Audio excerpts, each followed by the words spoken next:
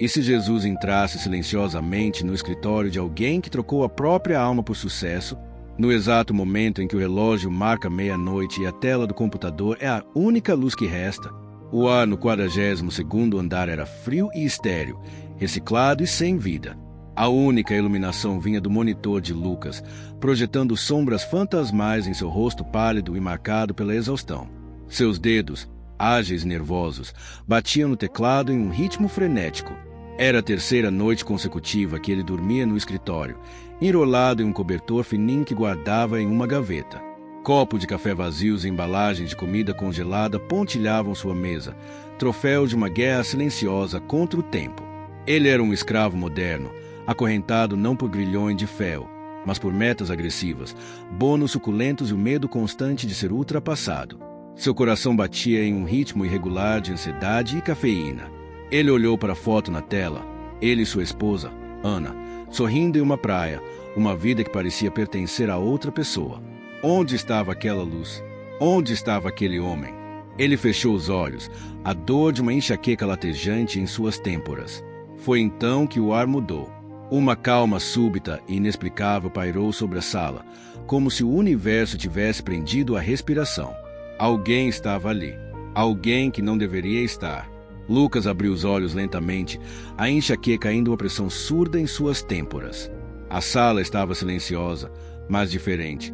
O zumbido habitual do ar-condicionado havia cessado, substituído por um silêncio espesso e quase palpável. Ele não estava sozinho. No canto mais escuro do escritório, perto da janela que revelava a cidade adormecida, uma figura estava sentada calmamente em uma poltrona de visitas. Não era um segurança, nem um zelador. O homem vestia roupa simples, e suas mãos repousavam sobre os joelhos com uma serenidade que parecia desafiar a própria atmosfera de pressa e ansiedade do local. Ele não dizia nada, apenas observava Lucas com um olhar que não era de julgamento, mas de profunda compreensão. Quem é você? A voz de Lucas saiu áspera, quebrada pela falta de uso e pelo medo. Como você entrou aqui? O homem não respondeu imediatamente. Seus olhos, cheios de uma paz ancestral, percorreram a sala, a mesa bagunçada, os copos de café, a foto de Ana. Seu olhar parou na tela do computador, onde um gráfico de lucro subia e descia como um coração doente. Trabalho é importante, Lucas, ele disse finalmente. Sua voz era suave, mas cada palavra carregava um peso de verdade. Mas quando ele consome o trabalhador, algo está profundamente errado. Lucas sentiu um calafrio. Como ele sabia seu nome? E como podia ver, com uma simples olhada, que ele não era mais um homem, mas um recurso, um instrumento para gerar resultados. O mistério se aprofundava, e o cansaço de Lucas começou a se misturar com uma centelha de curiosidade e um medo reverente. Quem era aquele homem cuja simples presença fazia o mundo desacelerar? A pergunta pairou no ar, sem resposta. O homem simplesmente continuou a observá-lo, seu silêncio sendo mais eloquente que qualquer discurso. Lucas sentiu uma necessidade urgente de se justificar, de explicar os prazos, o projeto importante, a pressão do conselho administrativo. As palavras saíram em um fluxo ansioso. O senhor não entende. Eu tenho que terminar isso. São milhões em jogo. Minha posição, minha reputação. E sua vida. A interrupção foi calma, mas cortou como uma lâmina. O que vale uma reputação se você perde sua própria alma no processo? Lucas ficou em silêncio, a pergunta ecoando em sua mente vazia. Ele olhou para suas próprias mãos, pousadas no teclado. Elas tremiam levemente. Quando foi a última vez que ele as usou para algo que não fosse digitar ou segurar uma xícara de café? Para acariciar o rosto de sua esposa? Para sentir o sol? O homem se levantou suavemente e deu alguns passos em direção à mesa. Ele não olhou para a tela, mas para a foto de Ana. Ela te perdoaria por sua ausência se soubesse o preço que você está pagando? Ele perguntou, sua voz carregada de uma tristeza infinita. A pergunta atingiu Lucas como um soco no estômago. Ele sempre justificava sua ausência com o futuro que estava construindo para eles. Mas e o presente? E o amor que estava murchando por negligência? Se você já se viu preso nessa roda viva, onde o trabalho consome tudo e todos, comenta chega. Porque sua vida vale mais que qualquer resultado. Compartilhe este momento com alguém que precisa ouvir isso.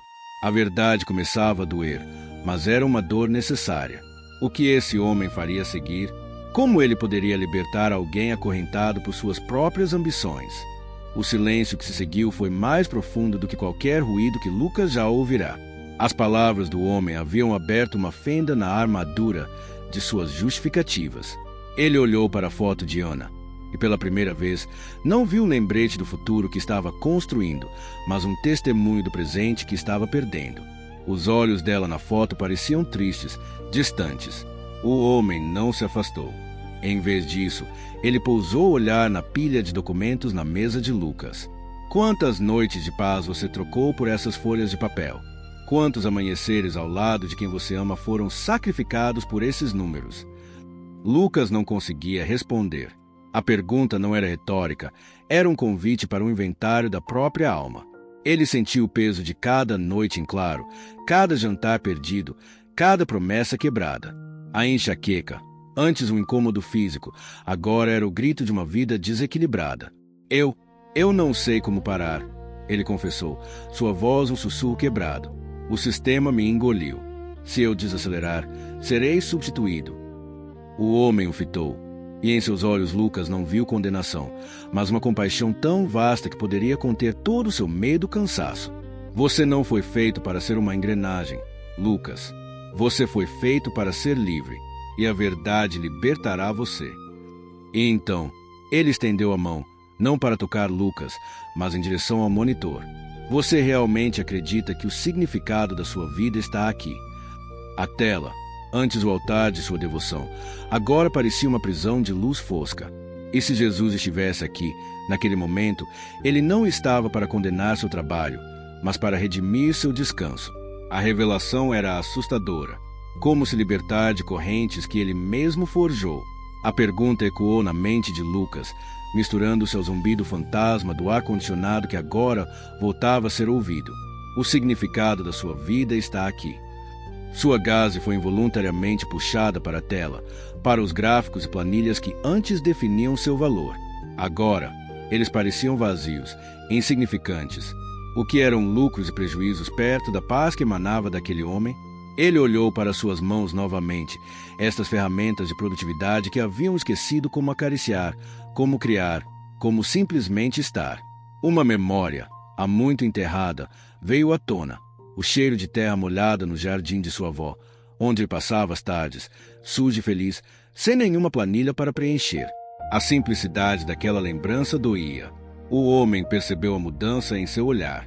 Ele se moveu, não em direção à porta, mas para a janela. Venha, ele disse, sua voz um convite calmo. Lucas, com pernas trêmulas, levantou-se e foi até ele. Lá embaixo, a cidade dormia, suas luzes cintilando como estrelas caídas. O mundo era vasto, muito maior do que as 4 paredes do seu escritório. Você vê, o homem sussurrou. A vida acontece lá fora. Ela pulsa, respira, ama e descansa. Você se tornou um espectador da sua própria existência, Lucas, um prisioneiro voluntário. E então, ele fez algo extraordinário. Colocou sua mão no ombro de Lucas. O toque não foi físico de uma forma comum. Era um calor que penetrou diretamente em sua alma, derretendo o gelo da ansiedade que o mantinha preso. Não era um toque de cura milagrosa, mas de lembrança. Um lembrete de que ele ainda era humano, capaz de sentir mais do que pressão e medo. Lucas respirou fundo, e o ar pareceu mais limpo. A corrente não se partirá, mas ele sentiu, pela primeira vez, que a chave sempre estivera em seu bolso. O toque no ombro dissipou-se, mas o calor permaneceu, um carimbo de paz em seu espírito. Lucas continuou a olhar pela janela, vendo a cidade com novos olhos. Já não era um tabuleiro de xadrez de oportunidades a serem conquistadas, mas um tecido de vidas, de histórias, de famílias dormindo sob o mesmo céu que ele ignorava há tanto tempo. O que eu faço?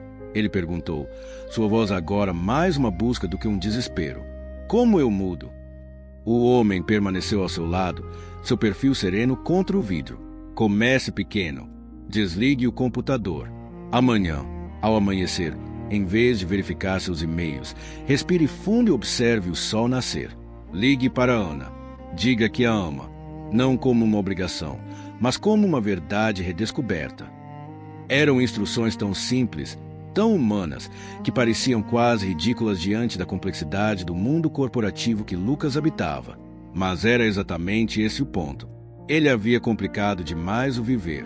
E o trabalho, as responsabilidades, elas não desaparecerão. Mas você pode enfrentá-las a partir de um lugar diferente. De um lugar de paz, não de pânico. O trabalho é parte da vida, Lucas, não seu dono. Lucas sentiu um peso imenso se desprender de seus ombros. Eram as correntes da sua própria percepção que começavam a se romper. Ele se virou para olhar para o computador, a tela ainda brilhando como um ídolo exigente. Se você também sente que o trabalho roubou sua paz, respire fundo.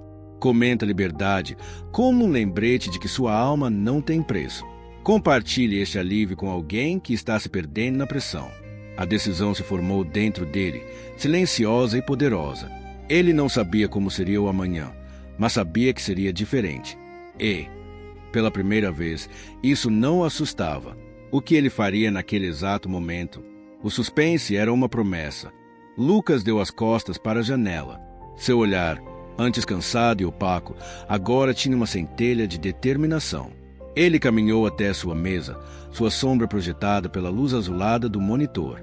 O homem observava em silêncio, sua presença uma testemunha calma deste momento de virada. A mão de Lucas pairou sobre o mouse. Era um gesto que ele repetira milhares de vezes, sempre para mergulhar mais fundo no trabalho. Desta vez, era diferente. Seu dedo indicador, que conhecia cada tecla de cor, moveu-se com uma nova intenção. Ele moveu o cursor até o canto da tela. Com um clique que ecoou na sala silenciosa, ele desligou o computador. A tela escureceu. O som do ventilador interno cessou e uma quietude profunda tomou conta da sala. A única luz agora vinha da cidade lá fora, banhando tudo em um brilho suave e prateado. Lucas ficou parado, olhando para a tela escura, sentindo uma libertação paradoxal. Aquele retângulo negro era um convite. Um convite ao silêncio, ao descanso, à vida além daquela máquina. Ele respirou fundo, enchendo os pulmões com o ar que agora parecia mais leve. Ele se virou para o homem, uma pergunta genuína em seus olhos. E agora? O homem sorriu, um raio de pura alegria que parecia iluminar o canto escuro do escritório. Agora, ele disse, sua voz carregada de uma promessa antiga, você vai para casa. Era uma ordem, era uma bênção.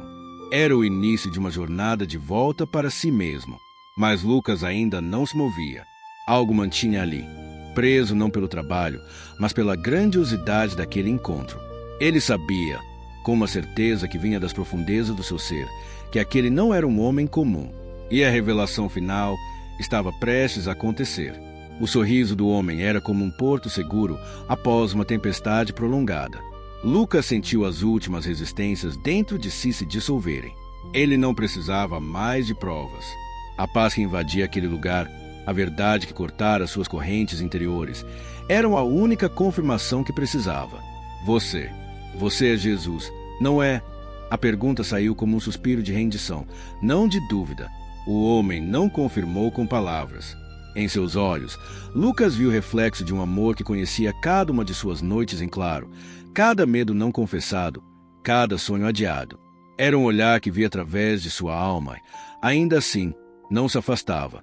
Era um olhar que dizia, eu te amo, exatamente como você está, e eu vim te lembrar quem você é. Você não precisa carregar esse fardo sozinho, Lucas, ele disse, sua voz agora carregando a autoridade suave de quem criou os céus e a terra. O meu jugo é suave e o meu fardo é leve. Venha a mim, todos os que estão cansados e sobrecarregados, e eu lhes darei descanso. As palavras, familiares de uma infância distante, agora soavam como uma verdade viva, pulsante. E se Jesus estivesse aqui, naquele escritório, era para isso, para oferecer descanso a um coração que havia esquecido como descansar. Lucas baixou a cabeça e lágrimas limpas, de alívio e gratidão, rolaram por seu rosto. Elas não queimavam de vergonha, lavavam. Ele não estava curado de todos os seus problemas, mas estava salvo da própria condenação. A jornada de volta para casa, para Ana, para si mesmo, começava agora, e ele não a faria sozinho. A presença daquele homem era uma promessa de que nunca mais estaria. As lágrimas de Lucas secaram, deixando para trás uma serenidade que ele não conhecia. Ele ergueu a cabeça, mas o canto da sala agora estava vazio. Jesus havia se ido, mas sua paz permanecia, impregnada no ar, um perfume de graça que afastava o cheiro estéril do escritório. Lucas não se sentiu abandonado, sentiu-se equipado. Ele olhou ao redor. O escritório era o mesmo, mas ele era diferente. A mesa bagunçada, a tela escura, os copos de café eram apenas objetos. Eles não tinham mais poder sobre ele. Ele pegou o casaco, dobrou o cobertor e colocou-o na gaveta. Pela primeira vez, ele não se sentiu um traidor por deixar o trabalho para trás. Ao passar pela foto de Ana, ele a pegou. O sorriso dela agora parecia dirigido a ele, no presente, não a um fantasma do passado. Estou indo para casa, amor. Ele sussurrou para a imagem. O caminho até o elevador foi leve. O sussurro ansioso em sua mente, que sempre pedia mais uma hora, mais um e-mail, havia silenciado. No lugar, havia um convite. Vá, viva, ama. Se esta paz tocou seu coração, não aguarde só para você. Comenta Descanso para espalhar esta verdade. Compartilhe esta história com alguém que precisa se lembrar que o trabalho não é sua identidade, porque o maior lucro é a alma em paz. Lucas apertou o botão do elevador. As portas se abriram. Ele entrou, deixando para trás o 42º andar, mas carregando consigo uma liberdade recém-nascida. O amanhecer o aguardava, e com ele, a chance de um novo começo. O táxi cruzou a cidade adormecida. Lucas olhou pela janela, vendo as ruas que sempre percorrera com a mente cheia de planilhas e prazos. Agora, ele as via. O lixo varrido para o canto, o gato atravessando a rua, o primeiro pão quente saindo da padaria. A vida, em sua beleza simples e desordenada. Ele respirava fundo, e cada respiração era um ato de gratidão. A chave girou na fechadura com um som que pareceu ecoar por toda a casa. A porta se abriu para o silêncio do corredor escuro. Ele entrou, descalçou os sapatos e foi direto para o quarto. Ana dormia, seu rosto sereno sob a luz fraca que entrava pela janela. Ele se deitou ao seu lado, sem fazer barulho, e a envolveu com o braço. Ela se mexeu, um suspiro de contentamento saindo de seus lábios. Lucas, ela murmurou, sonolenta. Estou aqui, amor. Estou em casa. Ela se virou e enterrou o rosto em seu peito, sem questionar, sem cobrar. Era o perdão, era o amor incondicional que ele sempre tivera, mas estava cego para ver. Ele a abraçou forte, e naquele abraço sentiu as últimas correntes se desfazendo.